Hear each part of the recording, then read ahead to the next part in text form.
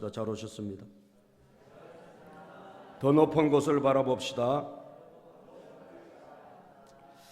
여러분들, 오늘 우리 성경을 보니까요, 뭐 사람을 여러 가지로 분류할 수 있겠지만요, 세 종류로 우리가 구분할 수가 있겠습니다.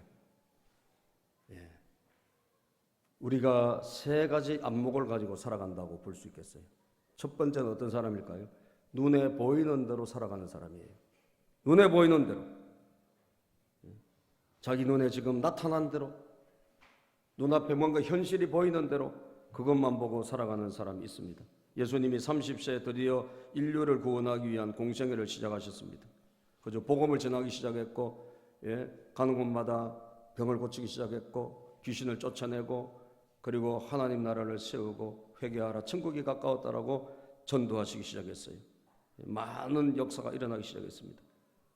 제자들을 부르셨고요.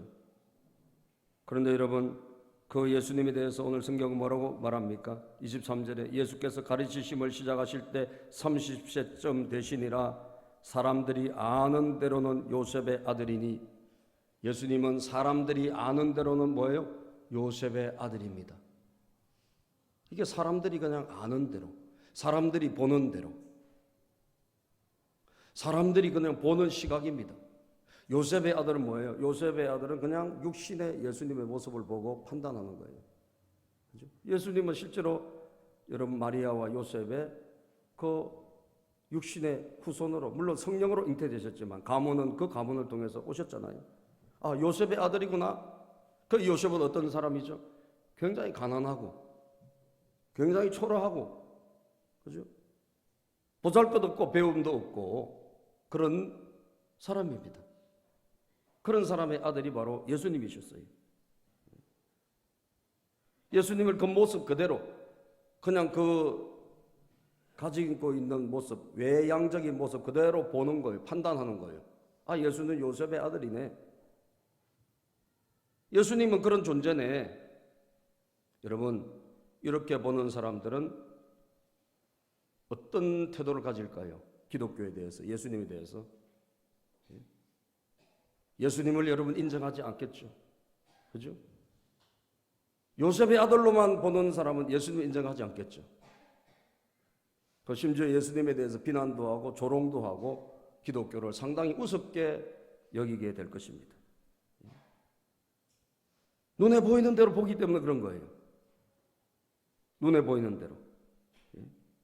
그냥 우리 눈에 나타난 대로 보고 판단하는 거예요. 마태복음 13장 54절에서 58절에 보면 예수님께서 많은 기적을 행하시고 역사를 일으키셨는데, 여러분, 그 예수님에 대해서 참 고향 땅에 갔더니 예수님의 사람들이, 고향 사람들이 너무너무 예수님을 우습게 여겼어요. 예수님의 가르침을 들어보니까 이게 보통이 아니에요. 예수님 행하신 걸 보니까 대단해. 그런데 예수님의 겉모습을 보니까 이거 그냥 요셉의 아들이야.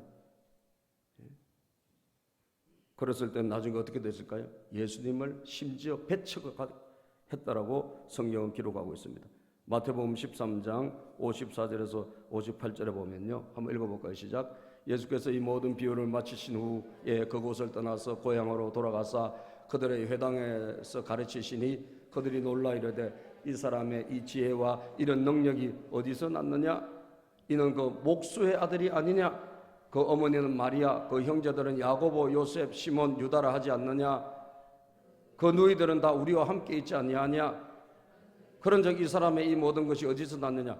아, 이게 하는 거 보니까 대단한데, 가르치던 것이 정말 이게 확 와닿는데, 근데 육신의 눈으로 보니까 이게 예수님은 요셉의 아들이 아니냐?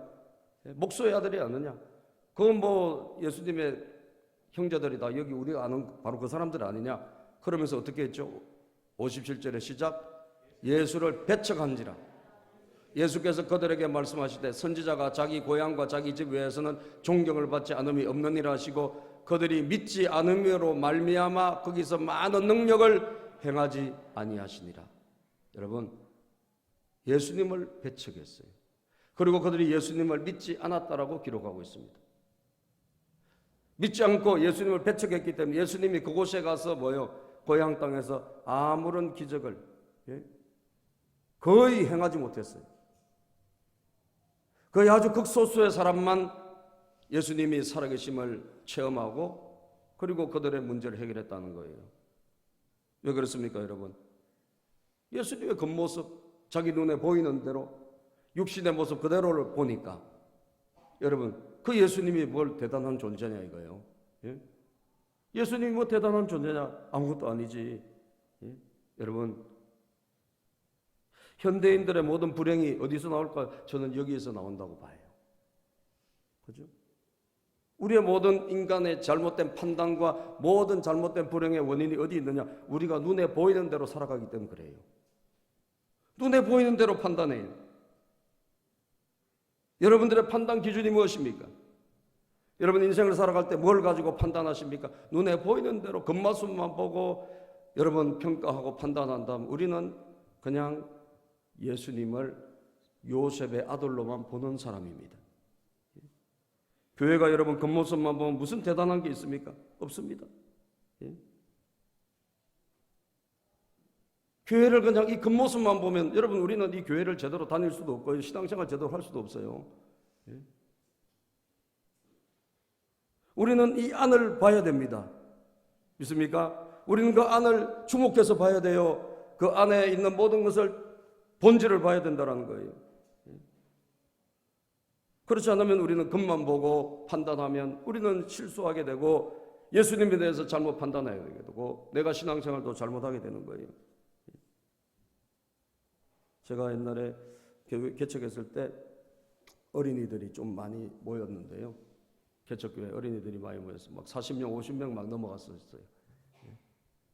그때 우리 애들이 막 열심히 교회 생활을 다 잘하고 막 산에 기도하러 다니고 집회 가서 막 은혜 받고 성령 받고 막 이런 애들이 많이 나왔을 텐데 그래서 우리 주일학교에 회장을 뽑았습니다. 어린이 회장. 그래서 회장이 이제 뽑았는데 교회 주일학교 회장 귀한 겁니까? 별 볼일 없습니까? 교회에 어때요? 진짜요? 여러분 학교 회장하고 교회 주일학교 회장하고 어떤 게 귀합니까? 여러분 다 학교 회장을 크게 여겨. 그죠? 학교 반장을 크게 여겨. 그래서 자기 자녀가 여러분 학교 회장이 되게 하려고 얼마나 엄마들이 물심양면 뒷받침을 하고 그죠? 그 학교에서 뭘 한번 만들어 보려고 얼마나 노력을 합니까? 왜? 그거 눈으로 보면 대단한 조건같이 보이고 큰 조건같이 보이고 그게 애 인생에 큰 도움이 될 것 같이 보이기 때문에 그래요. 근데 여러분 개척교회 또 작은 교회 뭐 주일학교 거기 학생회 회장 정말 가치없게 보인다 이 말이에요. 그죠? 가치없게 보인다고요. 육신의 눈으로 보면 가치없게 보인다니까. 그래가지고 여러분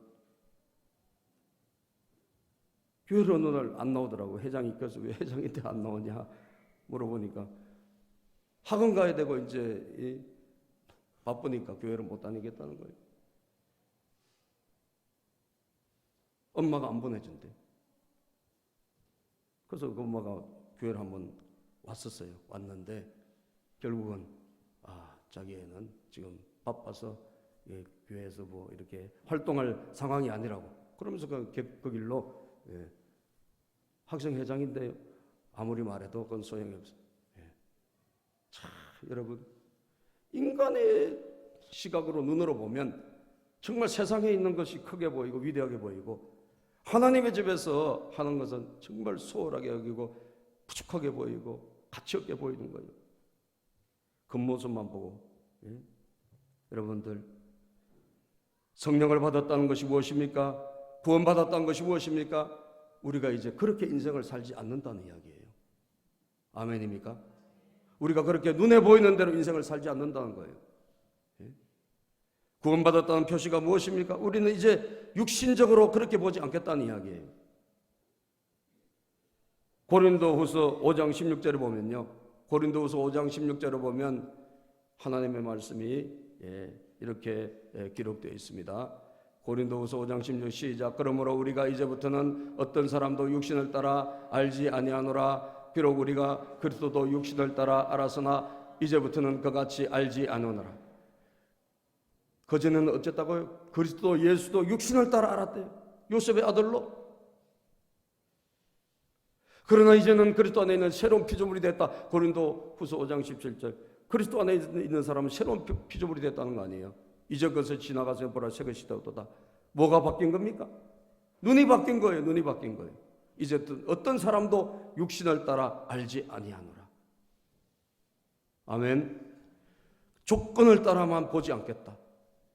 겉모습만 보고 판단하지 않겠다. 이것이 바로 저와 여러분들의 시각이 되어야 될 줄로 믿으시기를 바랍니다.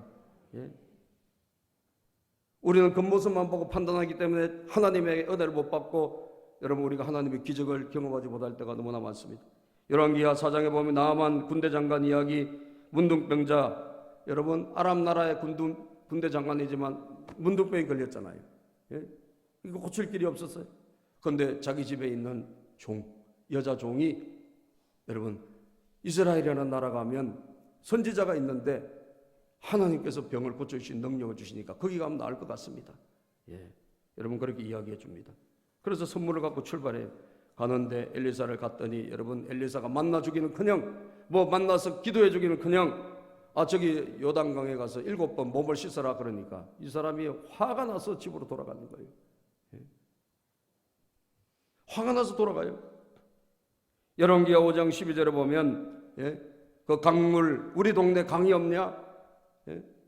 한번 읽어볼까요? 시작. 다메섹강 아바나와 바르바른 이스라엘의 모든 강물보다 낫지 아니하냐? 내가 거기서 몸을 씻으면 깨끗하게 되지 아니하랴 하고 몸을 돌려 분노하여 떠나니. 나아만 장군이 여러분 문제가 태산같이 많잖아요. 문둥병을 고칠 길은 여기밖에 없잖아요. 여러분들 하나님 외에 무슨 여러분 인생의 문제를 해결할 수 있는 길이 있습니까? 없는 줄로 믿습니다. 하나님 외에 답이 없어요. 예수 외에는 길이 없어요. 그런데도 불구하고 우리는 정작 여러분 우리는 그냥 겉모습만 보고 판단하는 거예요. 그래서 분노하고 돌아갔습니다. 그러나 같이 있던 종이 설득을 해요. 그러지 말고 한번 들어가 봅시다. 그래도 어떻게 됐어요? 그 강물에 요단강에 들어갔더니 7번 몸을 씻었더니 깨끗하게 된 줄로 믿습니다. 어린아이처럼 깨끗하게 된 줄로 믿으시기를 바랍니다. 할렐루야. 여러분들 가치를 어떻게 평가합니까? 눈에 보이는 거 보고 판단한다면 우리는 지금도 잘못 사는 거예요. 인생을. 그죠? 뭐가 중요한지 어떤 것이 가장 소중한지 여러분 볼 수 있게 되기를 축복합니다. 할렐루야. 본능적으로 살아가는 거예요. 본능적으로 보는 거예요. 그것은 인생을 실패로 귀결시킬 수밖에 없다는 사실입니다.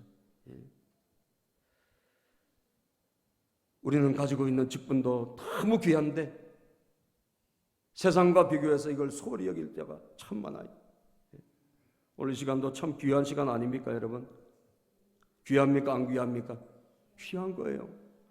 우리가 하나님께 예배드리는 시간은 정말 귀한 시간입니다. 아멘. 너무나 소중한 시간이에요. 세상의 어떤 것과도 바꿀 수가 없습니다. 여러분 그렇게 볼 수 있게 되기를 축복합니다. 그렇게 볼 수 있는 눈, 그게 바로 거듭난 사람이에요. 그게 바로 하나님 만난 사람이란 거예요. 두 번째 종류는 어떤 사람일까요? 위를 바라보는 사람이에요. 위를 바라보는 사람. 오늘 계속 3장 23절부터 이어지는 구절에 보면 사람들이 아는 대로는 요셉의 아들이니 그러나 요셉의 위는 헬리요. 자, 누가복음 족보하고 마태복음 족보가 두 개 나오잖아, 그죠? 예수님 족보가 두 개 나오는데 마태복음의 족보는 아브라함으로부터 이렇게 쭉 내려와요. 그래서 예수님까지 족보가 나오는데 이것은 여러분 요셉의 그 족보를 이어서 하는 아브라함부터 내려오는 왕의 계보를 이어가는 그런 족보를 기록했다면 누가복음의 족보는 밑에서 올라가는 족보인데요. 좀 다른 것은 누가복음은 마리아의 가문을 따라 올라가요. 마리아.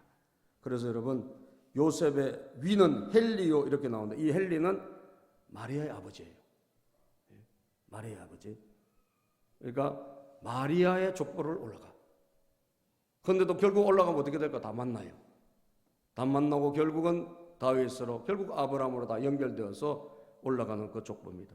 그래서 마태복음과 이 누가복음 족보가 서로가 약간 형식이 다르지만 그러나 누가복음은 모든 이방인들을 위해서 기록한 그런 복음 쓰고 유대인들을 위한 게 마태복음이기 때문에 좀 다릅니다만은 그러나 위에 올라가면 결국은 아브라함도 나오고 다윗도 나오고 다 나와요.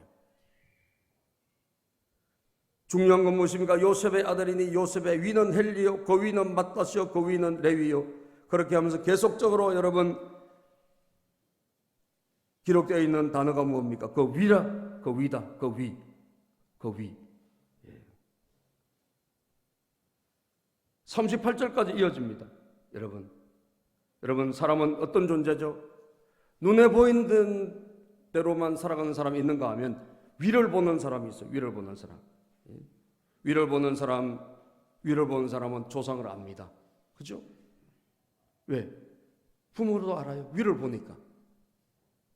족보도 압니다. 전통도 알아요. 역사도 존중해요. 이렇게 위를 보는 인생이 있어요. 위를 보는 인생. 눈에 보이는 데만 사는 사람 그냥 짐승과 같이 살아가는 거예요. 본능적으로 살아가요. 그러나 위를 보는 사람은 그래도 그 사람보다 훨씬 낫죠. 위를 보기 때문에 합리적으로 이성적으로 인류의 문화를 발전시키며 살아갑니다. 여러분. 그러나 그 위를 보는 사람들이 인류의 문화를 발전시키고 최선을 다해서 해결하려고 했지만 그러나 여러분 거기서 끝이에요. 더 이상 해결할 수 없는 문제가 생긴다는 거예요. 창세기 11장 4절에 보면 창세기 11장에 보면 여러분 바벨탑을 쌓는 이야기가 나오는데 사람들이 높이 위를 올려다 보면서 기술을 발전시키고 문화를 발전시키고 건설을 하고 마을을 만들고 공장을 만들고 그 위로 올라가는 사람들이 있단 말이에요. 그런 사람들에 의해서 역사가 발전되는 거예요. 그런데 여러분 그럼에도 불구하고 그 역사는 한계가 있는 거예요. 탑을 건설하고 꼭대기를 하늘에 닿고자 했지만 위를 보고 올라가려고 했지만 여러분 하나님께서 막으십니다. 창세기 11장 4절을 한번 볼까요? 시작. 또 말하되 자 성읍과 탑을 건설하여 그 탑 꼭대기를 하늘에 닿게 하여 우리 이름을 내고 온 지면에 흩어짐을 면하자 하였다니. 자, 우리가 이 건설을 해서 온 지면에 흩어짐을 면하자. 여러분 이 탑을 쌓아서 뭐 하자는 거죠?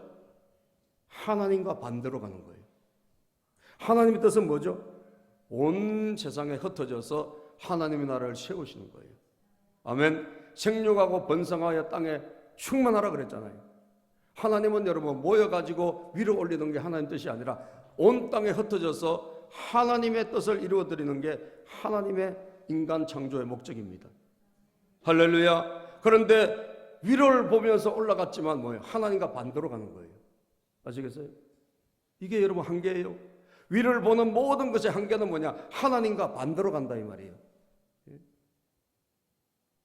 부모를 알고 족보를 알면 뭐합니까? 결국 하나님과 반대로 가잖아요. 그죠? 기술을 개발하고 발전시키면 뭐합니까? 하나님과 반대로 간다니까. 학문을 발전시켜서 여러분 이론을 발전시켜서 올라가서 결국 뭐예요? 하나님과 반대로 가는 거예요. 하나님의 뜻과 완전히 달라지는 삶을 살도록 여러분 과학을 발전시켜서 뭐가 나왔습니까? 진화론이 나온 거 아닙니까? 그죠?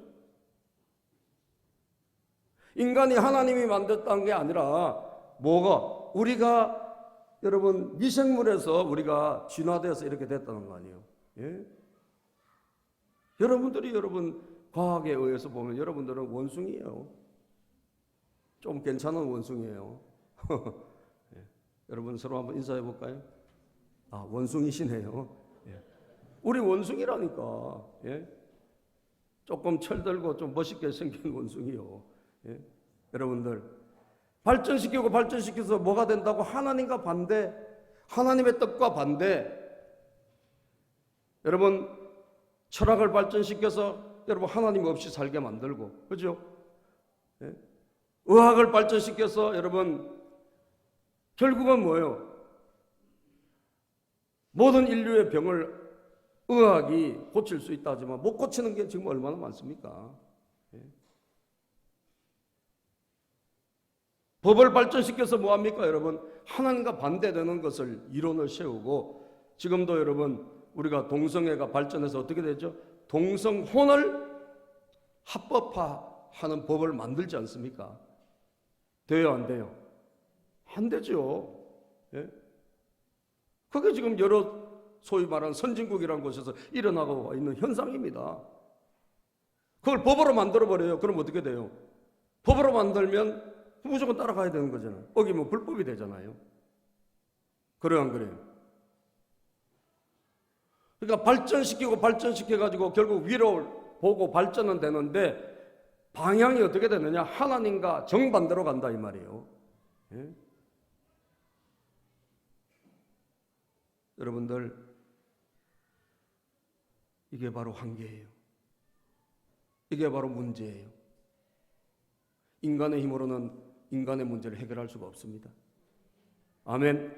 인간이 아무리 지혜로워도 결국은 하나님과 빗나가기 때문에 결코 문제를 해결할 수 없어요. 이런 분들은 예수님도 인정해요. 기독교도 인정을 해요. 여러 종교 중에 하나로. 그죠? 예수님 어떻게 인정합니까? 좋은 분이에요. 성인이래, 성인. 좋은 분.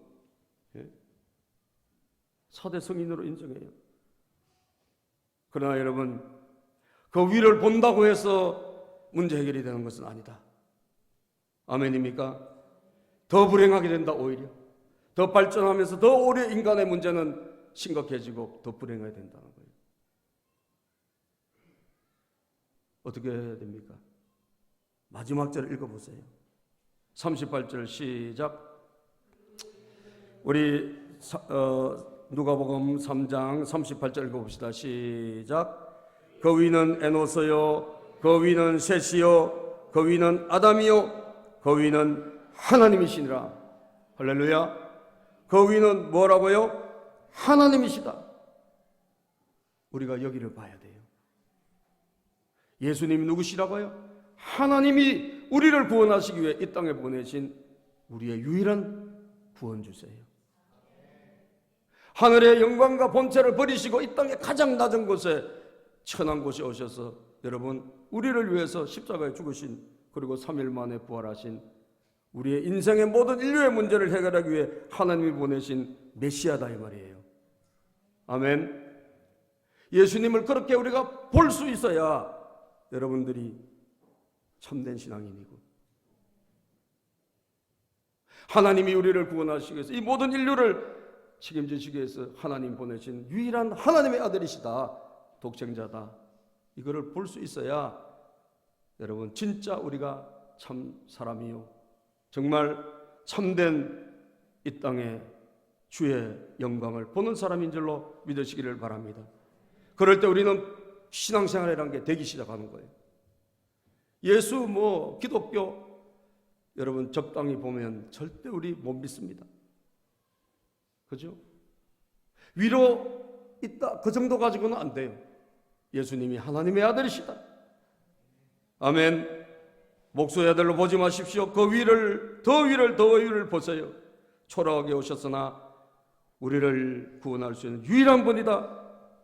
따라서 예수님은 그리스도시요 살아계신 하나님의 아들이십니다. 예수님이 제자들에게 마태복음에 물어보셨어요. 16장에. 야, 사람들이 나에 대해서 뭐라고 그러냐?